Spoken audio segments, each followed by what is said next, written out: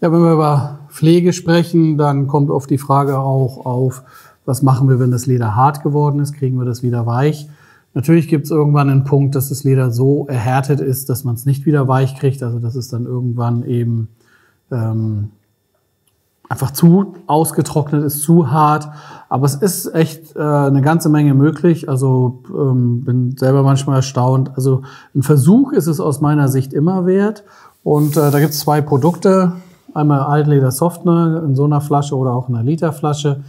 Wobei man hier mit 250 ml kann man schon eine ganze Menge Fläche bearbeiten.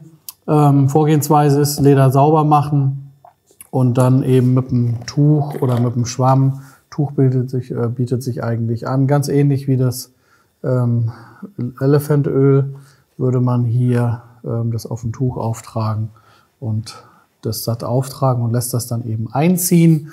Wenn es dann eingezogen ist, dann massiert man das Leder einmal durch, also walkt das, dass die Fasern sich wieder lösen und das Fett eben, und das Fett nicht. Also das Altleder Softener, das Öl, was hier drin ist, dass das dazwischen gehen kann. Hat auch einen sehr angenehmen Geruch, riecht ein bisschen anders als das Elefantöl, aber die sind relativ ähnlich vom Geruch her. Ist so ein bisschen Kokosnuss, glaube ich, würde ich sagen. So in die Richtung geht das. Ich gucke gerade Bodo an. Der nickt. Also das riecht auf jeden Fall schön. Und ist ein relativ einfaches Produkt, weil man das so aufträgt, halt wie auch eine Pflege aufgetragen wird. Man lässt das einziehen. Gegebenenfalls muss man das ein paar Mal wiederholen. Also 4, 5, 6 Mal ist vielleicht gar nicht so unwahrscheinlich. Und dann kriegt man sukzessive das Leder wieder weicher oder peu à peu, wie der Franzose sagt. Ne?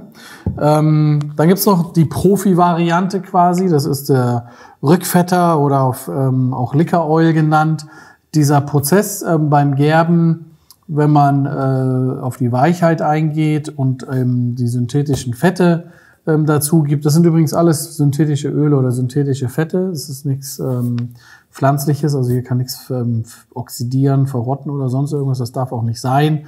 Deshalb bitte auf keinen Fall irgendwie mit pflanzlichen, natürlichen Ölen, ätherischen Ölen oder was auch immer hier arbeiten.